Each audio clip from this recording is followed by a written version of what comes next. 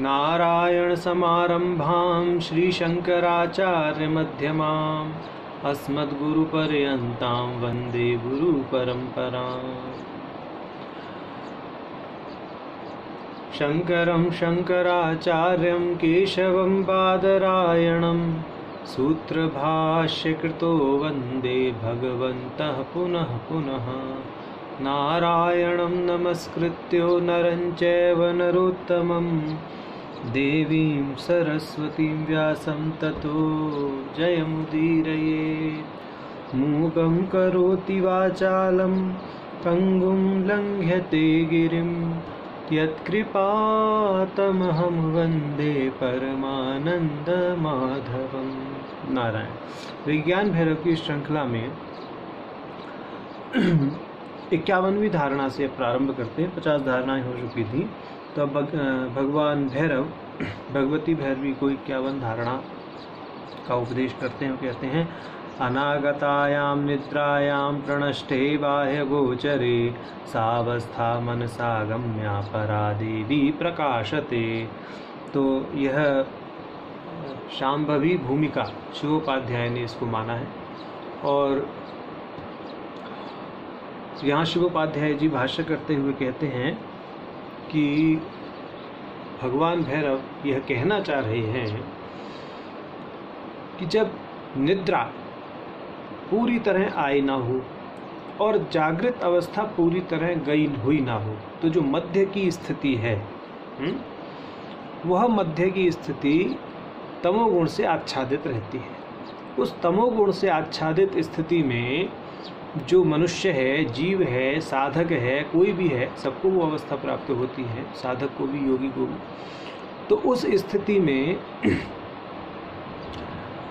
जो मनुष्य है वह बाह्य विषयों की उपस्थिति होते हुए भी उनमें अनुरक्त नहीं होता, अपितु जो उसका स्वाभाविक आनंद है, स्वात्म स्वरूप जो चिदाकाश है, उसी में एकाकार होकर के रहता है।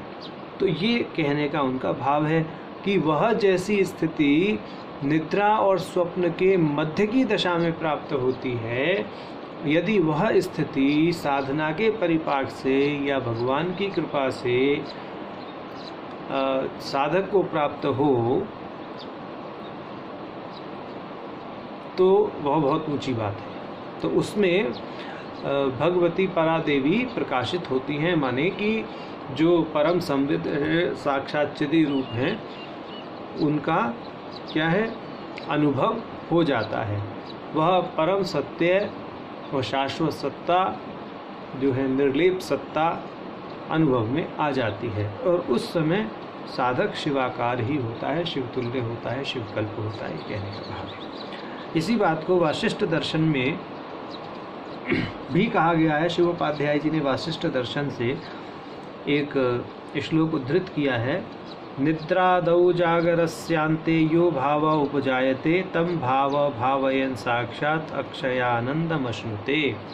कि निद्रा के आरंभ में, यानी निद्रा पूरी तरह आई ना हो, निद्रा की आरंभिक दशा हो, और जागरस्यांते और जागर दशा का अंत होने ही वाला हो, यानी दोनों के मध्य की जागर दशा के अंत और निद्रा के प्रारंभ के जो संधि है, उस तरह की जो अवस्था है, उसमें जो भाव उपजायते, यानी यो भाव उपजायते, यानी जो गफलियत वाला भाव रहता है, जो गफलत वाला भाव रहता है, तम भावम भावयन, इस प्रकार के भाव की भावना करनी चाहिए। अपनी सामान्य इस स्थिति में भी हमें उस भाव की भावना करनी चाहिए कि जब विषय पंचक दिखते हुए भी मन उनकी तरफ आसक्त नहीं होता, अपितु अंतर्मुखी होकर के वह निद्रा की ओर ही जाता है। तो उससे क्या होता है, साक्षात अक्षय आनंद वशुते, साक्षात अक्षय आनंद की प्राप्ति होती है। साधक को अक्षय आनंद में, साधक की अक्षय आनंद में प्रतिष्ठा हो जाती है, ऐसा कहने का भाव है। ठीक, आमतौर पर होता क्या है कि सभी नहीं, कुछ साधक इस तरह की स्थिति लाने के लिए कुछ मादक पदार्थों का प्रयोग करते हैं। तो वह मादक पदार्थों का प्रयोग, जैसे पंचमकार में मद आदि का प्रयोग भी ग्रहित है, तो वह समझें, या कुछ लोग जो धूम्रपान के माध्यम से भी कुछ पदार्थों का सेवन करते हैं, तो उनसे जो स्थिति प्राप्त होती है वह स्थिति इस तरह की स्थिति का समझिए कि वह छद्म साधना के अंतर्गत हम उसे मानते हैं, वो वास्तविक साधना नहीं है। क्योंकि जो वास्तव में वास्तविक साधक हैं वो इस तरह की जो मध्य अवस्था या परावस्था इसको बोलते हैं, इसको बल्कि शिवोपाध्याय जी ने तो परावस्था ही कहा है। तो ये जो परावस्था है जो निद्रा से पहले की और जागृत के बाद की, यानी दोनों के जो मध्य में जो गफलत वाली स्थिति है उसको उन्होंने परावस्था ही कहा है। तमोगुण से आच्छादित जो स्थिति है उसको परावस्था कहा है। और वो परावस्था कृत्रिम रूप से प्राप्त करने का कोई लाभ नहीं है। कृत्रिम माने मादक पदार्थों का सेवन करके प्राप्त करने का कोई लाभ नहीं है, क्योंकि जब तक मादक पदार्थों की स्थिति शरीर में रहेगी तब तक तो वह अवस्था आपको प्रतीत होगी, परंतु ये कहते हैं कि वह अवस्था आपकी अधिक से अधिक समय तक रहे। और बिना, अगर उन पदार्थों को लेकर के करना होता तो भगवान को कितनी देर लगती थी। वो तो कह देते कि इन पदार्थों को लेकर के कर लो, बाकी और जो लोग साधना कर रहे हैं वो बेवकूफ़ हैं क्या। अगर उन्हीं पदार्थों को लेकर के परावस्था की प्राप्ति होनी थी तो बाकी मंत्र आदि की साधना का कोई महत्व ही नहीं रह गया फिर तो। ठीक तो उस तरह की पदार्थों से बचना चाहिए साधना में, और जहाँ तक हो सके तो मांत्रिक, यांत्रिक और तांत्रिक विधाओं का आलंबन लेकर के, जिनमें दक्षिणाचार का ग्रहण करते हुए अगर साधना की जाए तो बहुत अच्छी बात है।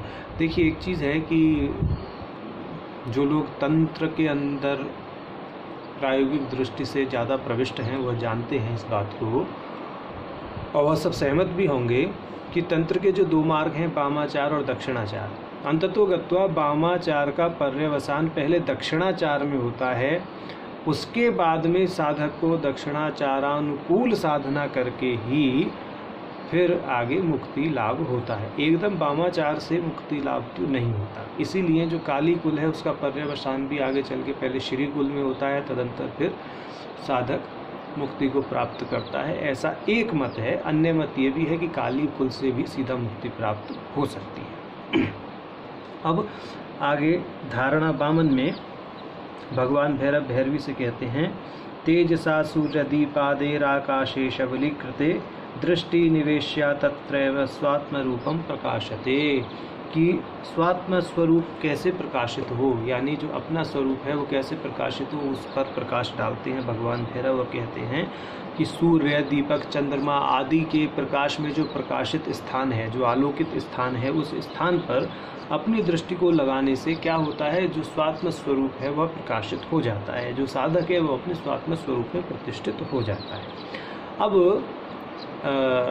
नेत्र तंत्र में इससे संबंधित एक बात आई है, वहाँ पर न ऊर्ध्वे ध्यानम प्रयुंजत, इस तरह से 8वें अध्याय के 41वें श्लोक से 44वें श्लोक के मध्य ये बात आई है, और वहाँ पर इस प्रकार की साधना का निषेध किया गया है, क्योंकि इसको क्षेमराज ने नेत्रोद्योत में आणवी साधना या आणवी भूमि के अंतर्गत परिगणित किया है। उनका कहना है कि आणवी भूमि के अंतर्गत परिगणित करी हुई साधनाएं जो हैं वह साधक को एकाएक उत्थान नहीं देती हैं, क्रमिक उत्थान देती हैं, उनमें बहुत समय लग जाता है। तो अच्छा ये है कि अगर साधक शाक्त और संभव स्थिति पर है तो इस साधना को वह मतलब ना करे, उसके लिए निषेध किया है। परंतु जो आणविक स्तर पर हैं, अभी आणवी भूमि पर ही जो साधक है, जिनको आणवोपाय की ही आवश्यकता है, वह तो इस साधना को कर सकते हैं, ये कहने का अर्थ है। तो इसलिए शिवोपाध्याय जी ने इसकी एक दूसरी व्याख्या भी प्रस्तुत की है धारणा वामन की। उन्होंने कहा है दूसरी धारणा में, यद्वा का अर्थ है कि वो दूसरी व्याख्या करते हैं, सूर्यादि संयम कालेपि स्वरूपच्चिदाकाशे की भावे एवं स्वात्म रूप प्रकाशनम। तो ये कह रहे हैं कि जो सूर्य आदि में जो संयम का अभ्यास करते हैं, संयम का अर्थ क्या है अभी उसे बताएंगे। तो जो सूर्य आदि में संयम का अभ्यास करते हैं उनको अभ्यास करते समय क्या है, स्वरूप चिदाकाशे की भाव एवं स्वात्म स्वरूप प्रकाशनम। तो स्वात्म स्वरूप चिदाकाश में जो एकाकार की प्रतीति होती है, वही उनके स्वात्म स्वरूप का प्रकाश समझना चाहिए। मतलब जब साधक सूर्य, चंद्रमा और दीपक आदि को आलंबन बना करके, यानी या तो सूर्य को प्रकाश को आलंबन बनाइए, या चंद्रमा के प्रकाश को या दीपक के प्रकाश को आलंबन बना करके आप क्या करें, उसी एक ही वस्तु को आलंबन बना करके वहीं पर ध्यान का, धारणा का और समाधि का केंद्रण करें। तो इसी को पातंजल योग सूत्र में भी त्रयम एकत्र संयम, हाँ, इस तरह से कहा गया है। यानी किसी एक ही विषय पर क्या करना है, ध्यान, धारणा और समाधि का अभ्यास करना है। यानी मतलब एक ही विषय को केंद्र में रख करके तीनों कार्य करने। तब उसको इस सूत्र के अंदर कहा गया त्रयम एकत्र संयम, त्रयम एकत्र संयम, त्रयम एकत्र संयम। तो कि कोई एक आलंबन पकड़िए, ध्यान, धारणा, समाधि, उस आलंबन से हटना नहीं चाहिए वो आलंबन, और उसी आलंबन को पकड़ करके तीनों अवस्थाओं को प्राप्त कीजिए, ऐसा पातंजल योग सूत्र में कहा गया है। तो यहाँ पर सूर्य आदि में संयम का अभ्यास जो कहा इन्होंने, सूर्य आदि संयम कालेपि स्वरूप चिदाकाशे की भाव एवं स्वात्म रूप प्रकाशनम। तो सूर्य आदि के प्रकाश का आलंबन लेकर के, चंद्रमा या दीपक के प्रकाश का आलंबन लेकर के जब साधक धारणा, ध्यान, समाधि का अभ्यास करता है, तब क्या होता है, उसको अपने अंतस में जो चिदाकाश के साथ में एकत्व की अनुभूति होती है, वही इस साधना का चरम फल है, यानी शिवत्व की प्राप्ति के तुल्य है। और वही एकत्व की अनुभूति होना ही लक्ष्य भी है इस साधना का, और इस साधना का चरम फल भी है। दोनों चीज़ों की प्राप्ति है, लक्ष्य और फल एक साथ प्राप्त हो जाते हैं, ये कहने का अर्थ है।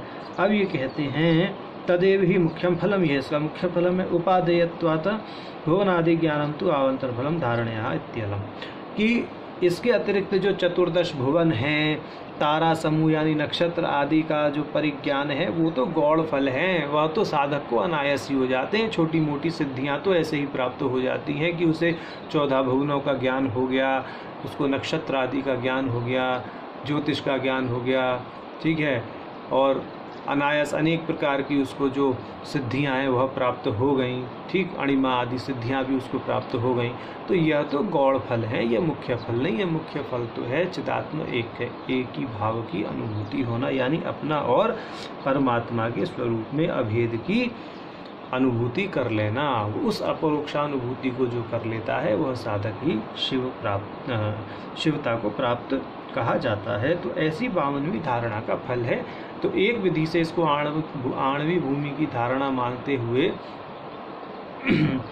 इसका निषेध भी किया गया है, और दूसरी स्थान पर यह भी कहा है कि सूर्य आदि के प्रकाश पर ध्यान केंद्रित करके अगर आप अपने चिदाकाश के साथ में और अपने स्वरूप के साथ में एक ही जो आपका भाव है उसको दृढ़ कर लेते हैं, उसका अनुभव कर लेते हैं, उसको अनुभूत कर लेते हैं, तो आपकी मुक्ति सुलभ हो जाती है, आपको शिवत्व की प्राप्ति हो जाती है।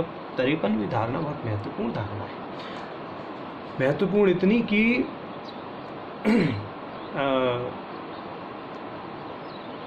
साधक यदि इस धारणा का आलंबन ले ले तो उसकी मुक्ति में कोई विलंब नहीं है, परंतु उसके सिद्धांत को समझना पड़ेगा। यानी वह धारणा जिस सिद्धांत पर आधारित है उस सिद्धांत को समझना पड़ेगा। तो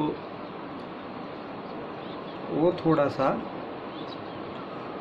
किसी परिमार्जित साधक या परिमार्जित मार्ग निर्देशक के मार्ग निर्देशन में रह के किया जाए तो ज़्यादा उचित है। यद्यपि धारणा हम बता रहे हैं, और जो अभ्यास शिवोपाध्याय जी ने बताया है अपने भाष्य में, और उस भाष्य को ही आधार करके हम यहाँ बताएंगे। तो सावधानी पूर्वक इस धारणा को सुने। धारणा 53 में भगवान भैरव भगवती भैरवी से कहते हैं, करंकिण्या क्रोधनया भैरव्या लेलिहानया खेचर्या दृष्टिकालेश्च परावाप्ति प्रकाशते। के करंकिणी, क्रोधनी, भैरवी, लेलिहाना और खेचरी मुद्राओं के द्वारा देखते समय परम प्राप्ति का मार्ग प्रकाशित होता है। अब मुद्राओं से कैसे देखा जाता है ये कह रहे हैं। तो पहली बात है कि 5 मुद्राएं यहाँ बताई गई, करंकिणी, क्रोधनी, भैरवी, लेलिहाना और खेचरी। इन 5 मुद्राओं का स्वरूप क्या है, इन 5 मुद्राओं का फल क्या है, और इन 5 मुद्राओं को जो करने वाले लोग हैं या साधक हैं वो क्या क्या है, या कौन कौन है, कौन कौन साधक इसको कर सकते हैं, वो चीज़ इन्होंने शिवोपाध्याय जी ने भाष्य में कही है। तो यहाँ एक चीज़ है कि मुद्राओं से देखने की बात कही है, करंकिण्या क्रोधनया भैरव्या लेलिहानया खेचर्या दृष्टिकालेश्च पराव्याप्ति ही प्रकाशते। तो ये पराव्याप्ति की बात करें कि भाई परम व्याप्ति प्राप्त हो जाती है, परम व्याप्ति का प्रकाश हो जाता है। और दृष्टिकाले का अर्थ है इन मुद्राओं के अभ्यास के काल में। ये दृष्टि का अर्थ यहाँ अभ्यास से लेना चाहिए, देखने से नहीं है, अभ्यास से है दृष्टि का अर्थ। तो करंकिणी मुद्रा, क्रोधना मुद्रा, भैरवी, लेलिहाना और खेचरी, यह मुद्राएं क्या हैं, इस पर इन्होंने जो भाष्य किया है उसको देखते हैं कि ये कहते हैं, करंकिण्या विगत चेष्टम करंकमात्रम शवमिव विश्वम पश्यन्त्या क्रोधनाया क्रोधव्यग्रया भैरव्या दृक्शक्त्या लेलिहानया भोक्तुमेकाग्रया खेचर्या दूरम आकाश दर्शनार्थम प्रसृतया मुद्राया उपलक्ष्यते दृष्टि समय परादेवी प्रकाशनम। ऐसा ये बोल रहे हैं। तो कहने का अर्थ है कि भाई करंकिणी, करंक कहते हैं कंकाल को, जो अस्थि पंजर होता है उसको। तो करंकिणी को ये बोलते हैं कि जो जगत है उसको संज्ञा शून्य करंक या अस्थि पंजर के समान देखना, यह करंकिणी मुद्रा कहलाती है। तो करंकिणी मुद्रा क्या है कि इस सारे जगत को कंकाल के समान देखना, यानी कि अब ये किसी काम का नहीं है, पंजर है ये। क्रोधना मुद्रा है कि क्रोध से भरी मुद्रा। क्रोध से भरी मुद्रा का अर्थ क्या है कि मैं ये जो पूरा शरीर है, क्रोध में क्या करता है आदमी कि मैं इसे मार डालूंगा, मैं इसे काट डालूंगा, मैं इसे पीट डालूंगा, मैं इसे छेद डालूंगा, ठीक है, मैं इसे तोड़ डालूंगा, मैं उसे फोड़ डालूंगा। यही तो है ना क्रोध में। और क्या करता है, जब क्रोध आता है किसी के प्रति तो उसका अहित करने की कामना करता है व्यक्ति। और क्या करता है, क्रोध यही है।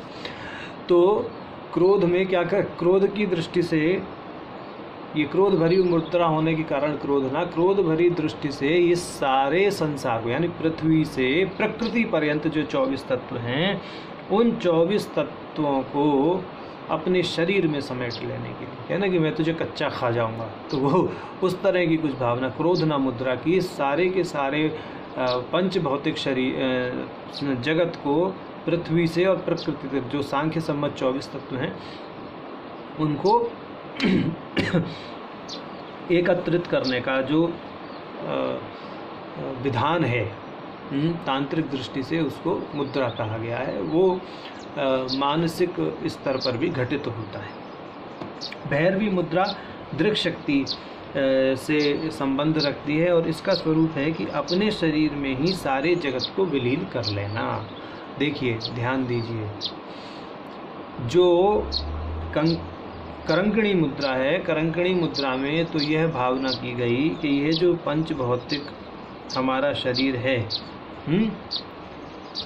जैसे कहा कि सारा जगत क्या है, कंकाल के समान है, ऐसी भावना करना। और इसको करने का प्रकार क्या है कि पंच भौतिक जो ये सारा का सारा प्रपंच है और उसमें हमारा शरीर भी एक है, और यह सारा का सारा प्रपंच परम आकाश में प्रतिष्ठित है। तो जो हमारा शरीर है पंच भौतिक शरीर, इस पंच भौतिक शरीर को जैसे अगरबत्ती जलाते हैं ना, तो उसका धुआं उठा और बाद में परम आकाश में विलीन हो गया, फिर वो धुआं देखना बंद हो जाता है। तो इसी प्रकार से अपने शरीर को इस परम आकाश में विलीन करने की भावना करना, यह करंकणी मुद्रा कहलाती है। ठीक है। और इस सारे के सारे प्रपंच को अस्थि पंजर संज्ञाहीन देखना, यानी इस प्रपंच से हमारा कोई मतलब नहीं है, हमारा तो मुख्य जो अधिष्ठान है परम आकाश, उसको लक्ष्य करके अपने शरीर को उसी परम आकाश में मिला देना। यहाँ पर अपने पंच भौतिक शरीर को इस जागतिक सृष्टि से संबंध ना रखते हुए सीधा महाधिष्ठान में ही मिलाने की भावना करना, ये करंकणी मुद्रा कहलाती है। क्रोधना मुद्रा से जैसे बताया कि क्रोध से भरी मुद्रा है, कि कोई व्यक्ति क्रोध में किसी का ग्रास कर जाए, इस तरह की भावना रखता है। तो यहाँ पर भी ये जो सारा का सारा प्रपंच है, पृथ्वी से प्रकृति तक जो 24 तत्व हैं सांख्य दर्शन के अनुसार, तंत्र दर्शन में भी चूंकि उसी क्रम का अनुसरण ही होता है सांख्य वाले का, तो इन 24 तत्वों को क्या करना है, अपने जो हमारा मंत्र शरीर है, हमारा मतलब साधक का, यहाँ हमारा नहीं, ठीक है, मंत्र शरीर में एकत्रित कर लेना, ऐसी भावना करना है। क्योंकि जो साधक हैं वो जानते हैं मंत्र शरीर क्या है, और उसको जानने के लिए आपको सप्त प्रमाता समझने पड़ेंगे। तंत्र में सप्त प्रमाता हैं, ठीक है। जैसे अब सीधी सी बात है, उनके नाम कुछ इस तरह से हैं, जैसे सकल, प्रयाकल, विज्ञानाकल, मंत्र, मंत्र महेश्वर, इस तरह से ये 7 प्रमाता कहे गए हैं। तो उसमें जो मंत्र स्तर का प्रमाता है, उस स्तर तक उठ करके उससे नीचे जितने भी तत्व हैं उनको अपने अंदर समाहित कर लेना। मंत्र शरीर का अर्थ है मंत्र प्रमाता का शरीर, ऐसा समझना चाहिए। ठीक, जो लोग तांत्रिक दर्शन को विधिवत समझते हैं वह इन शब्दों के लक्ष्यार्थ को भी समझते हैं। तो मंत्र शरीर का अर्थ है मंत्र प्रमाता का शरीर। मंत्र प्रमाता कौन है? तो कभी कालांतर में हमारा एक ऐसा विचार है कि जो तांत्रिक दर्शन के मूलभूत सिद्धांत हैं, जैसे 7 प्रमाता हैं, 36 तत्व हैं, 36 तत्वों की उत्पत्ति कैसे हुई, आदि आदि, जो मुख्य परम तत्व क्या है, उसमें मोक्ष का स्वरूप क्या है, बंधन का स्वरूप क्या है, कर्म फल क्या है, और बाकी इस तरह के जितने भी स्वातंत्रवाद क्या है, प्रतिबिंबवाद क्या है, तो यहाँ तंत्र में परिणामवाद का स्वरूप क्या है। तो इस तरह के जो छोटे छोटे ये विषय हैं, इन विषयों पर कुछ मतलब बताएं आप लोगों को, ऐसी भी भावना है। परंतु अभी पहले ये ग्रंथ, 2 ग्रंथ अभी धारा में है, विज्ञान भैरव और ललिता सहस्रनाम, पहले ये पूर्ण हो तब उसके बाद में इसको बताएंगे। क्योंकि हमें भी यह कभी कभी अनुभव में आता है, महसूस होता है कि भाई जब तक लोगों को वह चीज़ पता नहीं होगा तो वह ग्रंथों का गहरा अर्थ कैसे समझेंगे। तो वह जानकारी होना बहुत आवश्यक है। परंतु फिर भी अभी यथामति जितना समझ सकते हैं उतना तो समझना चाहिए। तो क्रोधना मुद्रा से ये बताया कि पृथ्वी से प्रकृति पर्यंत जो 24 तत्व हैं, उन 24 तत्वों को मंत्र शरीर में एकत्रित कर लेना। तो करंकणी मुद्रा में था कि परम आकाश में पंच भौतिक शरीर को विलीन करना। एक एक मुद्रा के अब अर्थ को और भेद को समझते चले। क्रोधना मुद्रा में है पृथ्वी से प्रकृति पर्यंत जो 24 तत्व हैं उनको अपने अंदर एकत्रित कर लेना। भैरवी मुद्रा चूँकि दृग शक्ति से संबंधित है, तो इसमें है कि अपने शरीर में सारे जगत को विलीन कर लेना। यहाँ देखिए अब क्या करना है कि अपने शरीर में सारे जगत को विलीन कर रहे हैं। यहाँ पर मात्र पृथ्वी से प्रकृति तक की बात नहीं है। तंत्र में 36 तत्व हैं, उन 36 के 36 तत्वों का विलय हो रहा है। तो यहाँ पर ये अंतर है भैरवी और क्रोधना मुद्रा में। भैरवी भैरव की शक्ति हैं, वह भैरव ही परम शिव कहलाते हैं, वह परम शिव ही शिव शक्ति ईश्वर, शिव शक्ति सदाशिव ईश्वर आदि जो तत्व हैं उनमें क्या कहते हैं कि अपने आप को उल्लसित करते हैं उस रूप में। तो यहाँ पर जो क्रोधना मुद्रा है उससे ऊपर की मुद्रा भैरवी मुद्रा है, क्योंकि क्रोधना मुद्रा तो प्रकृति तत्व तक ही लय कर रही है, जबकि भैरवी मुद्रा शक्ति से भी ऊपर शिव तत्व तक, मतलब शिव तत्व तक समस्त 36 तत्वों को अपने अंदर विलीन करके अवशिष्ट रहती है, यानी एकमात्र परम शिव ही अवशिष्ट रहते हैं। वह परम शिव ही प्रकारांतर से भैरव कहलाते हैं और भैरव की वह शक्ति भैरवी है, तो इसीलिए इसका नाम भैरवी मुद्रा भी है। ठीक, अब इसके अतिरिक्त लेलिहाना मुद्रा है चौथी। तो लेलिहाना मुद्रा, लेलिहाना का अर्थ है सबको चाट जाना, चट्ट कर जाना। तो सबको चाट जाने में लगी मुद्रा, ऐसा समझो। ठीक है, तो कहने का अर्थ है कि संपूर्ण जगत का अपने पूर्ण विमर्श में शरीर में बार बार आस्वादन करना कि ये जो जगत है ये ही मेरा विमर्श है, मेरा ही विमर्श है। यानी विमर्श का अर्थ क्या होता है ये भी समझिए, वही बड़ा विशेष शब्द है। जैसे दीपक जलता हुआ तो सबने देखा होगा, जब दीपक जलता है तो होता क्या है कि उससे प्रकाश निकलता है, और मतलब दीपक में प्रकाश होता है, वह प्रकाश चारों तरफ फैल जाता है। ठीक, यदि एक दीपक के ऊपर आप डब्बा रख दें तो वह प्रकाश फिर चारों तरफ नहीं दिखेगा, उस डब्बे के अंदर ही वो प्रकाश रह गया। अगर उसके अंदर हवा रहेगी तो दीपक जलता भी रहेगा, हवा नहीं रहेगी तो बंद भी हो जाएगा। तो इस तरह से रखें कि उसमें दीपक जलता रहे तो चारों तरफ प्रकाश नहीं दिखेगा, जैसे ही डब्बा हटाएंगे तो वो प्रकाश चारों तरफ फैल जाएगा, तो वही प्रकाश का विमर्श कहलाता है, यानी फैलाव। तो ये जो सारी सृष्टि है ये शिव का विमर्श है, यानी वास्तविक रूप से शिव के अतिरिक्त कुछ नहीं है। तो जो ऐसे कहते हैं ना कि दीपक का प्रकाश अगर 200 मीटर दीपक भी रखा है तो भी आप समझ जाएंगे कि हाँ भाई वहाँ कुछ तो बारीक सी लाइट जली रही है, कुछ बारीक सी प्रकाश की कुछ बिंदु का सा तो दिखाई देगा ही देगा। तो कहने का अर्थ ये है कि वो जो दूर तक उसकी आभा जाती है और उसका परिज्ञान कराती है, वही उसका विमर्श कहलाता है। तो ये जो जगत है इसको अपने पूर्ण विमर्श में शरीर में बार बार आस्वादन करना कि ये सारा का सारा जो जगत है मेरे ही शरीर का विमर्श है और मेरे शरीर में ही अब भाषित हो रहा है, क्योंकि तंत्र का सिद्धांत है कि जो परम शिव हैं या शिव हैं वह इस जगत को अपने स्वातंत्र से स्वात्म भित्ति पर ही सृष्ट करते हैं, यानी जगत उनकी भित्ति पर ही, उन जैसे हम ये वस्त्र पहन लेते हैं अपने चमड़ी के ऊपर, तो उसी तरह से वो अपनी इस भित्ति के ऊपर ही इस जगत को रचे हुए हैं, उनसे भिन्न नहीं है ये जगत, ऐसा कहने का भाव है। और यह उनका विमर्श मात्र है, क्योंकि प्रकाश का तो स्वभाव ही विमर्श होता है, प्रकाश तो फैलेगा ही फैलेगा, ऐसा है। तो ऐसे ही शिव का जो स्वभाव है यानी जो प्रकाश है उनका ये जगत विमर्श है। तो जो भगवान शिव का यह स्वभाव है, जगत उनका स्वभाव है, उनके स्वभाव से भिन्न नहीं है। अब खेचरी मुद्रा, खेचरी मुद्रा को तो हम कई बार बता चुके हैं कि अपने आप को आकाशवत ऐसा महसूस करना, परम आकाशवत। और दूसरे प्रकारांतर से कहें तो जो पांच हमारे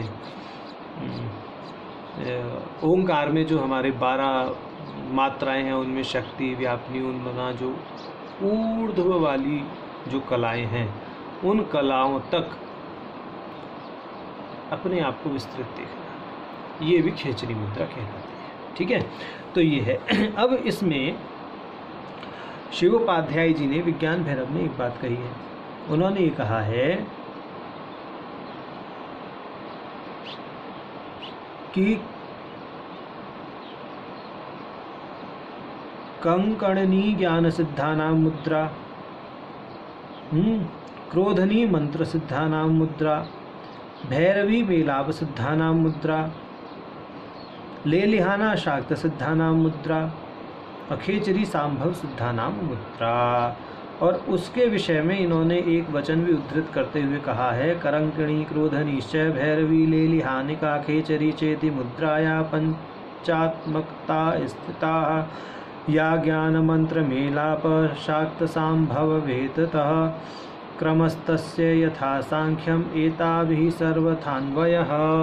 कि ये जो 5 मुद्राएं हैं क्रमशः ज्ञान सिद्ध, मंत्र सिद्ध, मेलाप सिद्ध, शाक्त सिद्ध और सांभव सिद्ध साधकों के लिए हैं, यानी जो ज्ञान सिद्ध साधक हैं उनकी मुद्रा है करंकणी मुद्रा, जो मंत्र सिद्ध साधक हैं उनकी मुद्रा क्रोधना मुद्रा, जो मेलाप सिद्ध साधक हैं उनके लिए भैरवी मुद्रा, जो शाक्त सिद्ध साधक हैं उनके लिए लेलिहाना मुद्रा, और जो सांभव सिद्ध साधक हैं उनके लिए खेचरी मुद्रा का विधान शास्त्र में किया गया है। ऐसा नहीं है कि कोई भी खेचरी लगा के बैठ जाए, आमतौर पर देखा है कि जीभ काट के बैठ जाते हैं, होता कुछ नहीं है।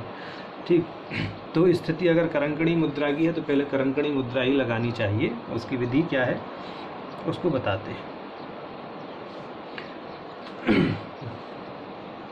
आगे की 5 श्लोक में क्रमशः बताएंगे भगवान भैरव, तो उन पर तभी प्रकाश डालेंगे, अलग से कुछ नहीं कह रहे। तो करंकणी मुद्रा में देखिए इसमें एक विशेष बात है, उस पर हम सोच रहे हैं कि थोड़ा प्रकाश डालते हैं कि ये जो ज्ञान मंत्र मेलाप शाक्त और सांभव सिद्ध, ये 5 प्रकार के सिद्ध कहे गए हैं, ये कहाँ से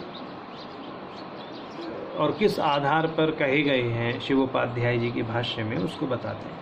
तो उससे पहले तो ये समझिए कि त्रिक दर्शन जो है तंत्र में सर्वश्रेष्ठ दर्शन है। त्रिक में क्रम, कुल और प्रत्यभिज्ञा, इन 3 संप्रदायों का समावेश है। जो क्रम कुल दर्शन है प्रकारांतर से शाक्त दर्शन के अंदर ही परिगणित है, और क्रम दर्शन को ही दूसरा नाम काली नय भी दिया गया है। ठीक, और तंत्रालोक के 4थे आहनिक में और महेश्वरानंद जी की क्या नाम है महार्थ मंजरी में, उस पर उनकी परिमल टीका भी है, इस पर बहुत विस्तार से वर्णन किया गया है क्रम दर्शन। उसको एक बार देख लेना चाहिए। तो उससे होगा क्या कि ये जो मुद्राओं के विषय में है यहाँ जो बताया गया है वो काफ़ी अच्छी तरह समझ में आएगा। और क्रम दर्शन के अंतर्गत एक बहुत दिव्य संप्रत्य है, वो है वृंद चक्र। तो उस वृंद चक्र की लीला को समझ लेना चाहिए। वह वृंद चक्र क्या है, शिवोपाध्याय जी के भाष्य के आधार पर हम यहाँ पढ़ देते हैं। हम अपना कोई विशेष यहाँ पर वक्तव्य नहीं दे रहे हैं, हम मात्र वह कह रहे हैं जो शिवोपाध्याय जी ने कहा है, तो हम उसको पढ़ते हैं, अनुवाद को पढ़ देते हैं ताकि सब लोग सीधा सीधा समझ लें। वृंद चक्र है, देखिए जो आकार है आ, पहला वर्ण जो है वर्णमाला का आकार, आ से अनार वाला आकार, तो जो आकार है ये सभी 64 वर्णों में। अब ये 64 वर्ण कहाँ से आ गए जी? किसी ने 50 सुने, किसी ने 48 सुने, किसी ने 51 सुने। तो जिन्होंने पाणिनीय शिक्षा पढ़ी है वेदांग में, वेदांग भूता जो शिक्षा है पाणिनि जी की, जिन्होंने वो पढ़ी है वो समझते हैं कि 64 वर्ण होते हैं, और इन 64 वर्णों के आधार पर ही 64 योगिनियाँ और फिर उनके 64 भैरव भी हैं।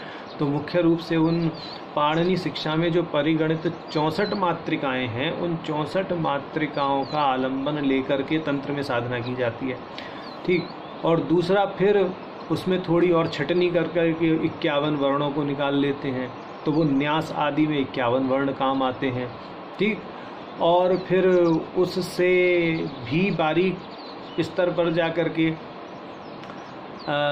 32 अक्षरों को निकाल लेते हैं शाक्त दर्शन में।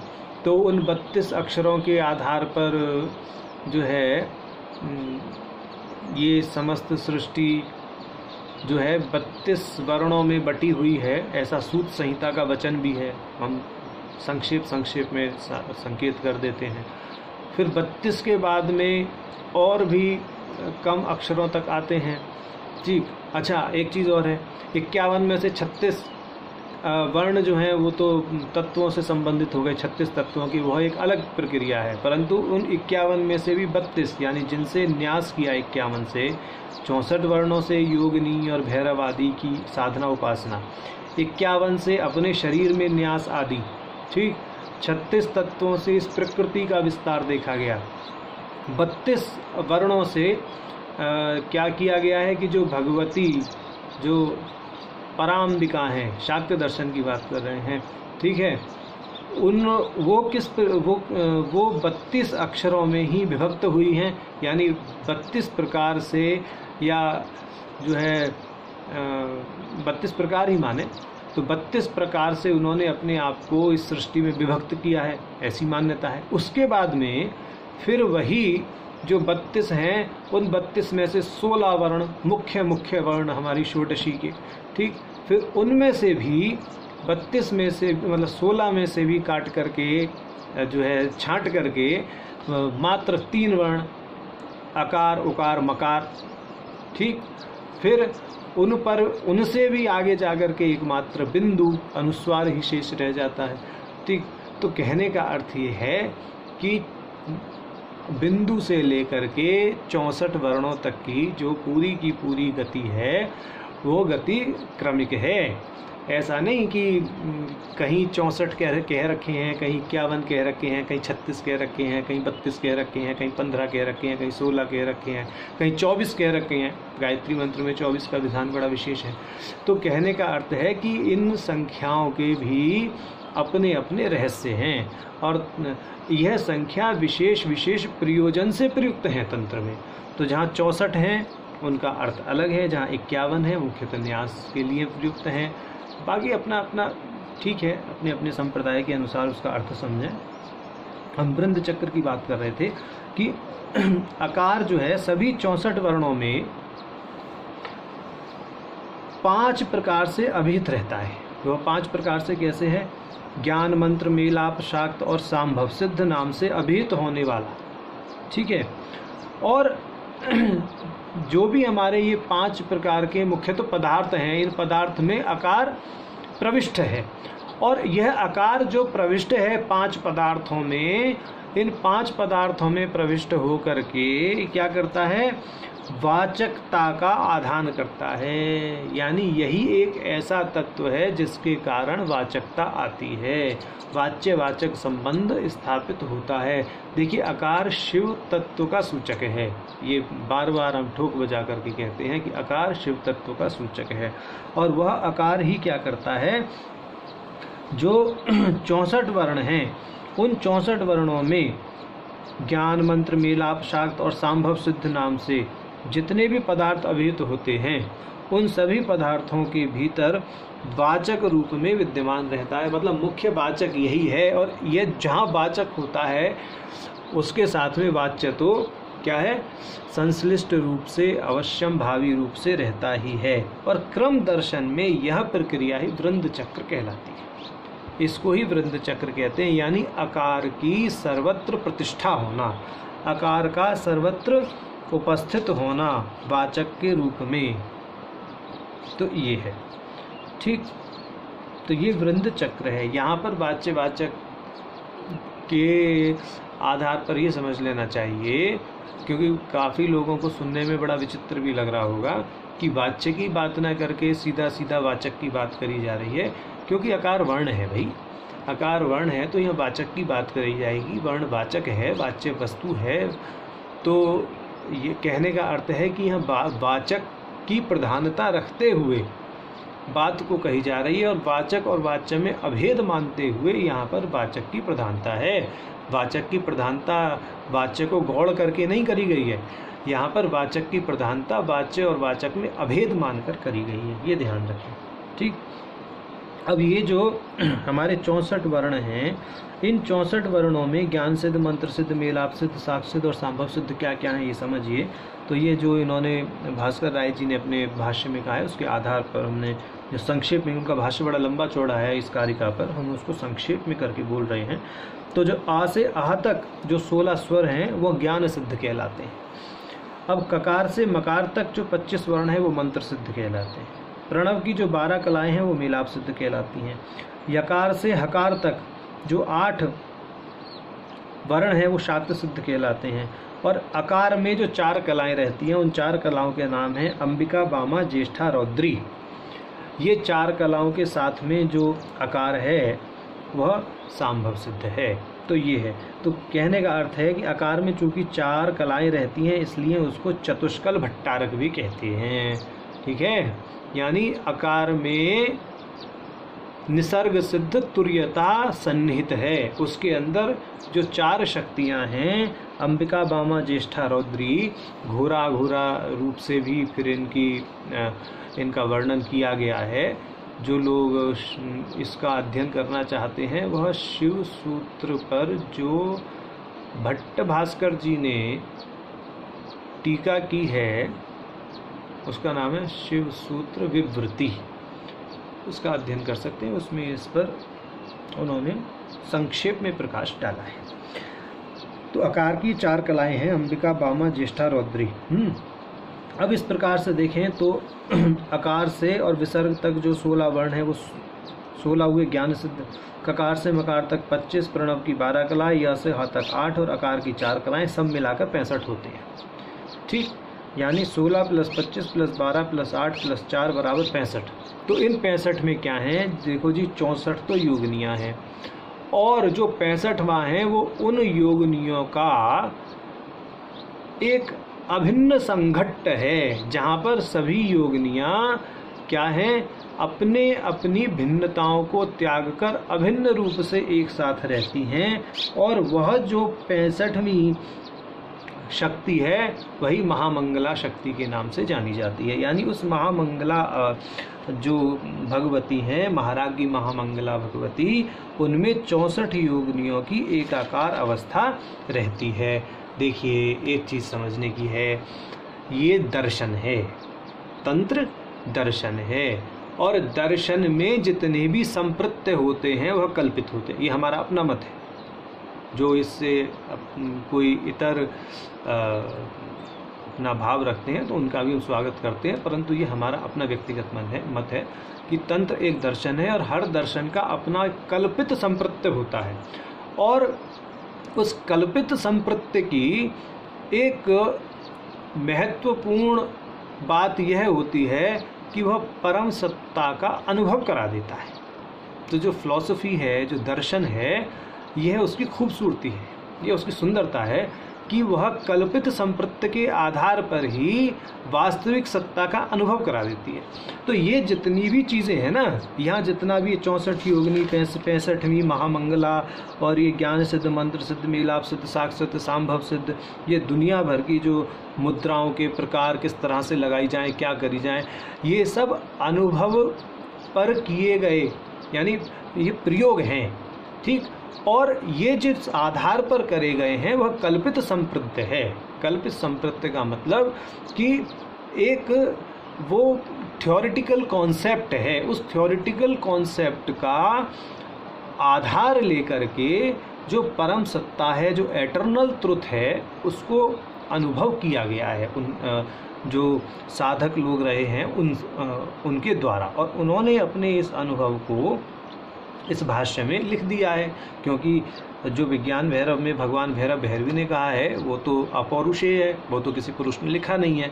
तो भाष्य में जो लिखा है हम तो उसकी बात कर रहे हैं, तो उन्होंने अपने अनुभव को लिख दिया है।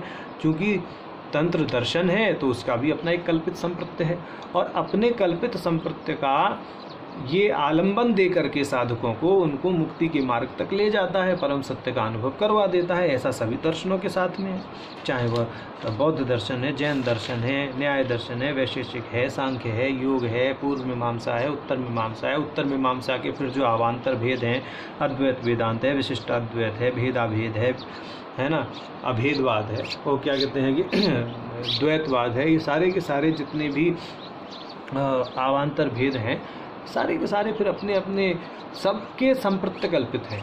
कोई भी उस सत्ता को इस प्रकार सिद्ध नहीं कर सकता जिस प्रकार वह सिद्धांत में लिखी हुई है, कोई नहीं कर सकता। ठीक, परंतु इतना अवश्य है, यदि उस पर जो भी संप्रत्य दिया हुआ है, जिस भी दर्शन में, किसी भी संप्रदाय के मानने वाले हैं, यदि उस दर्शन को आधार मान करके उस दर्शन के अनुसार आचरण करेंगे तो निसंदेह परम सत्ता अनुभव में आ जाएगी, ये निश्चित है। तो यहाँ पर यह बात ध्यान रखने की है कि तंत्र दर्शन में जो बात कही गई है, जो सिद्धांत बनाया गया है, चाहे भले ही वह कल्पित है, कल्पित संप्रत्य है, ठीक, थ्योरेटिकल कॉन्सेप्ट है, उस थ्योरेटिकल कॉन्सेप्ट पर पहले तो विश्वास करना ही पड़ेगा।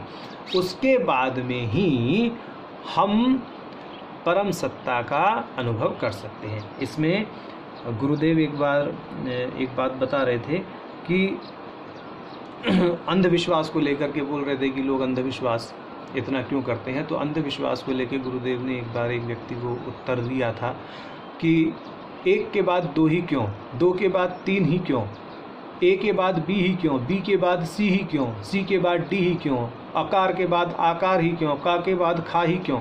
बोले इस तरह का जो हमको बचपन में पढ़ाया जाता है तो कहीं ना कहीं किसी सिद्धांत पर विश्वास करके ही तो आप आगे बढ़ते हैं, फिर बाद में आप सत्यता को जान लेते हैं। तो ऐसे ही ये जो संप्रत्य दिया गया है तंत्र में, यहाँ पर एक बार तो विश्वास करना ही पड़ेगा। यानी हमारी जो बचपन में पढ़ाई होती है ABCD अ ई 1 2 3 4 अलिफ बे पे ते टे से हे, ये जो भी जिस भाषा का जो भी पढ़ते हैं ये कहीं ना कहीं पहले तो अंधविश्वास करके ही पढ़ रहे हैं ना। इसका तो कहीं कोई भी ऐसा सिद्धांत नहीं है, सार्वभौमिक सिद्धांत ऐसा तो कहीं कुछ है नहीं, कोई वैज्ञानिक सिद्धांत नहीं है कि ए के बाद बी ही क्यों आएगा, बी के बाद सी ही क्यों आएगा, या एक के बाद दो ही क्यों आएगा, दो के बाद तीन ही क्यों आएगा, कुछ और क्यों नहीं आया। ठीक है, किसी वैज्ञानिक दृष्टि से तो कोई सिद्ध नहीं कर सकता ना ABCD का क्रम। इसी प्रकार और फिर उस ABCD के क्रम को आलंबन बना करके क्या करते हैं, हम अपनी जो परम लक्ष्य है उसकी प्राप्ति भी कर लेते हैं। इसी प्रकार जो तंत्र का या किसी भी दर्शन का सिद्धांत है, भले ही वह कल्पित है, मानना तो पड़ेगा वह कल्पित है, डंके की चोट पर मानना पड़ेगा कि वह कल्पित है, ठीक, परंतु इतना भी मानना पड़ेगा कि वह कल्पित होते हुए भी परम सत्ता का बोध कराने में पूर्णतः सक्षम है।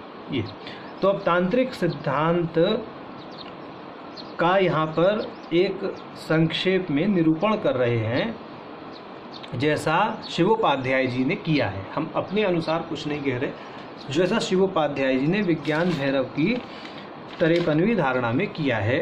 तो वो कहते हैं कि यह जो परम आकाश है, ये जो परम आकाश है, इसको परम आकाश रूपी समुद्र ऐसा समझना चाहिए। इसी को महाकौलार्णव कहा गया है। यानी परम आकाश रूपी समुद्र को, जो विस्तृत आकाश है, इसको एक समुद्र के समान समझना चाहिए। इसी को महाकौलार्णव कहा गया है। यही महाकौलार्णव है। तांत्रिक दृष्टि से भी समझें, शाक्तिक दृष्टि से समझें, चाहे शैव दृष्टि से समझें, इसी को महाकौलार्णव कहते हैं। यही जो है महान समुद्र है, परम आकाश। ठीक, अब इस परम आकाश में अकुल स्वरूपणी शक्ति की स्पंदन या शक्ति की लहरें जो हैं वो उठती रहती हैं। मैं बार बार बोल रहा हूँ कि यह क्या है, यह एक काल्पनिक संप्रत्य है, थ्योरिटिकल कॉन्सेप्ट है, और इस थ्योरिटिकल कॉन्सेप्ट का आलंबन लेकर के परम सत्य का अनुभव होता है, यह सुनिश्चित है। ठीक, तो ये अकुल स्वरूपणी शक्ति की का जो स्पंदन है वो इस अर्णव में होता रहता है, और उसमें जो जो पहली अवस्था है स्पंदन की, वह पर अवस्था के नाम से जानी जाती है। वही पर अवस्था विकसित होकर के वामेश्वरी शक्ति बनती है।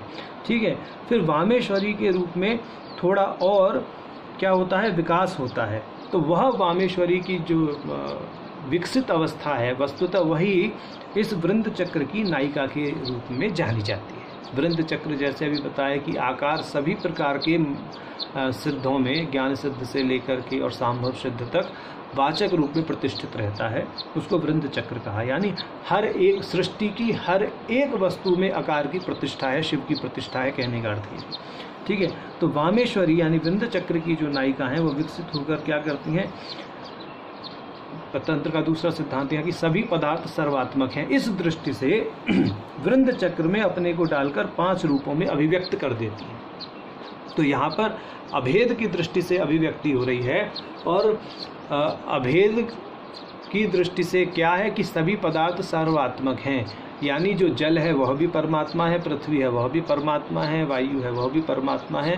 क्रम भेद करके इसलिए बता रहे हैं क्योंकि सर्वस्वरूप सर्वात्मक है, इसलिए वहाँ क्रम का भी कोई क्या नहीं है, महत्व नहीं है। कोई आवश्यक नहीं है कि आकाश, वायु, अग्नि, जल, पृथ्वी इसी क्रम से कहा जाए। तो वहाँ क्रम भेद करके भी, क्योंकि सृष्टि ऐसे रचते हैं भगवान, वह तंत्र के अनुसार बता रहे हैं कि क्रमिक प्रसूता सृष्टि और युगपत प्रसूता सृष्टि दोनों तरह की दृष्टि तंत्र के दर्शन में देखने को मिलती है। तो क्रमिक सृष्टि भी है और अक्रमिक सृष्टि भी है, दोनों तरह की सृष्टि का वर्णन है। तो जो वामेश्वरी शक्ति हैं वो वृंद चक्र में अपने को डालकर 5 रूपों में अभिव्यक्त हो जाती हैं, और उनकी अभिव्यक्ति किस आधार पर होती है कि सर्वे तत्वा सर्वात्मका, कि सभी तत्व जो हैं वह सर्वात्मक हैं, यानी कोई भी किसी से भिन्न नहीं है। और वो 5 रूपों में अभिव्यक्ति सांभव, शाक्त, मेलाप, मंत्र और ज्ञान के रूप में होती है। ये जो 5 हैं, ये पांचों वामेशी, खेचरी, भूचरी, संहारणी और रौद्री शक्ति से अधिष्ठित रहते हैं, हमेशा अधिष्ठित रहते हैं। और ये जो पांचों शक्ति हैं यही 64 योगिनी के रूप में परिणत होती हैं, 64 वर्णों के रूप में परिणत होती हैं। और जब ये 64 योगिनियाँ अपने विभिन्न स्वरूपों का त्याग करके एक ही कार दशा में यानी रौद्रेश्वरी स्थान में निवास करती हैं, तब सभी प्राणियों का मंगल करने वाली 65वां स्वरूप जो है महाराज्ञी मंगला भगवती का प्रकट होता है।